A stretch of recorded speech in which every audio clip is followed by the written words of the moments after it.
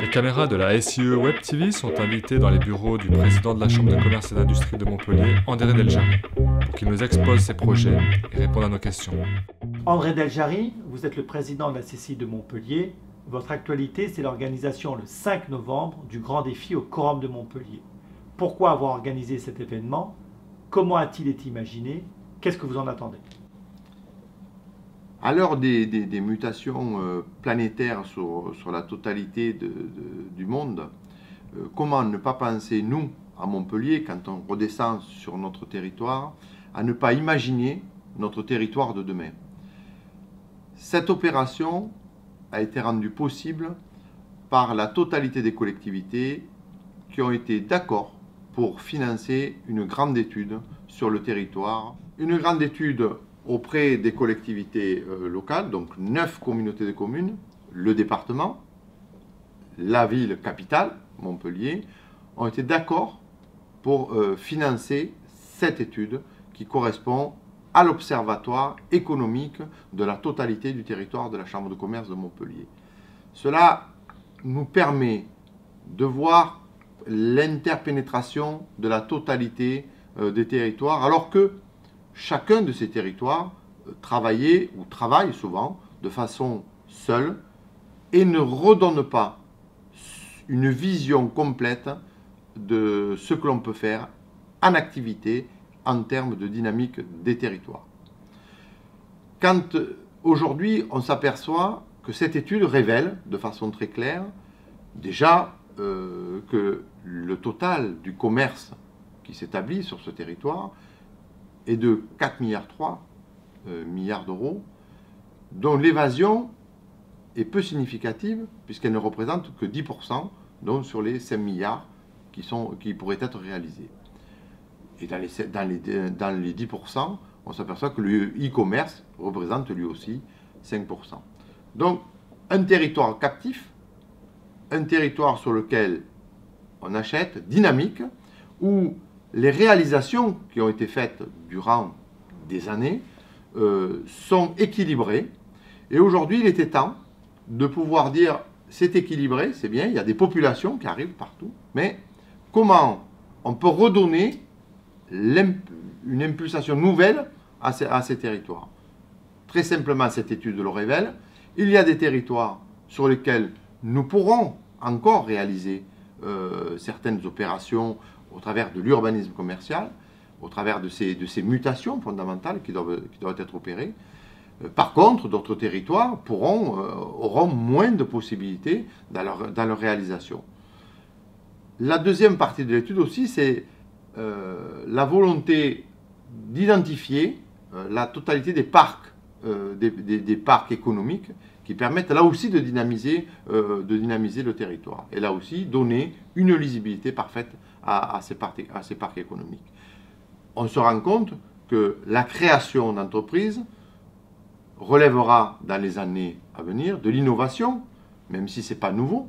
L'innovation dans le numérique, dans la robotique, permettra là aussi de donner de façon très efficace, très efficiente à ce territoire une vraie activité économique nouvelle. Et le lien justement avec ce grand défi au Corum, le 5 novembre? Le grand défi au Corum était naturel. Quand vous demandez à la totalité des collectivités, et avec les élus de la Chambre de commerce, de faire cette grande étude, vous avez un devoir de redonner à la totalité de vos ressortissants de votre territoire, de redonner l'impact de ces études. Où là, je ne vous donne que quelques points.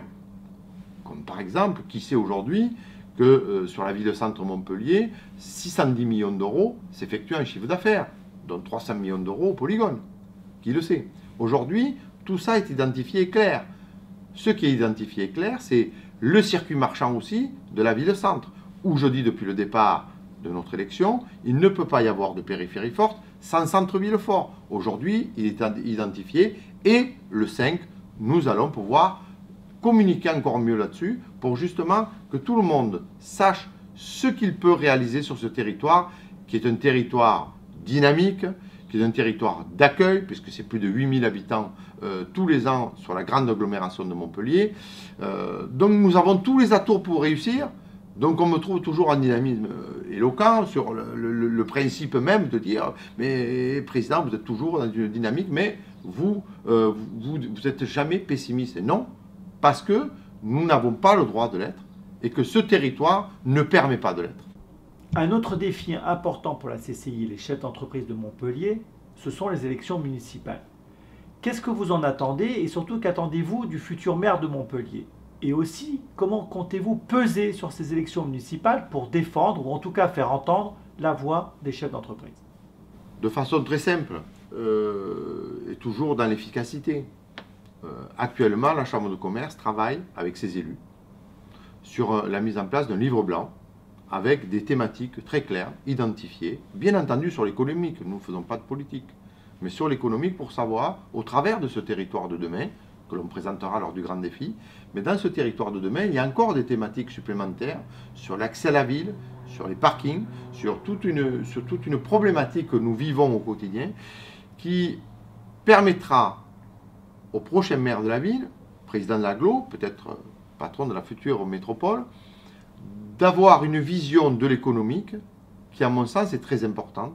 Et je parle souvent de gouvernance partagée avec le monde politique, parce que nous devons être des acteurs majeurs, présents, pour montrer que les chefs d'entreprise ont un sens de l'économie du territoire, de la volonté de ce qui peut être réalisé.